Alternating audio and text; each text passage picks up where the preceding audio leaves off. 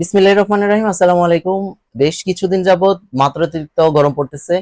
অতিরিক্ত গরমে আমাদের ডিহাইড্রেশন, লো ব্লাড প্রেশার, ত্বকের সমস্যা, ঘামাচি, র্যাশ, মাথা ঘোরা, দুর্বল লাগা, এমনকি হিট স্ট্রোক পর্যন্ত হতে পারে। আসুন জেনে নিই এই গরমে সুস্থ এবং আরামদায়ক থাকার জন্য কিছু গুরুত্বপূর্ণ পরামর্শ। প্রচুর পানি পান করুন। প্রতিদিন অন্তত 8 থেকে 10 গ্লাস পানি পান করুন। ডাবের পানি, লেবুর শরবত, ওটসেলাইন ইত্যাদি খেতে পারেন। সরাসরি রোদে যাওয়ার সময় ছাতা বা ক্যাপ ব্যবহার করুন। 11টা থেকে 4টা পর্যন্ত রোদে না যাওয়ার চেষ্টা করুন। ঠান্ডা পানি দিয়ে গোসল করুন। প্রতিদিন অন্তত একবার ঠান্ডা পানি দিয়ে গোসল করলে আমাদের শরীর ঠান্ডা থাকে। ঘর ঠান্ডা রাখুন।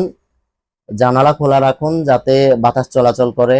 হালকা ও সুতির পোশাক পরুন। ঢিলেঢালা ও হালকা রঙের সুতির পোশাক বেশ আরামদায়ক এবং এতে ঘাম কম হয়। পুষ্টিকর এবং হালকা খাবার খান। বেশি তেল মশলাযুক্ত খাবার এবং বাহিরের খাবার পরিহার করুন, কারণ এতে ফুড পয়জনিং হওয়ার সম্ভাবনা থাকে। ফলমূল এবং শাকসবজি বেশি খান। তরমুজ, শসা, ক্ষীরা এই জাতীয় খাবারগুলো বেশি খাওয়ার চেষ্টা করুন, কারণ এই খাবারগুলো আমাদের শরীরকে ঠান্ডা রাখে। সবাইকে অসংখ্য ধন্যবাদ। সকলে ভালো থাকুন, সুস্থ থাকুন। আর ভিডিওটি ভালো লাগলে আমাকে ফলো দিয়ে রাখুন এবং ভিডিওটি শেয়ার করুন। আল্লাহ হাফেজ।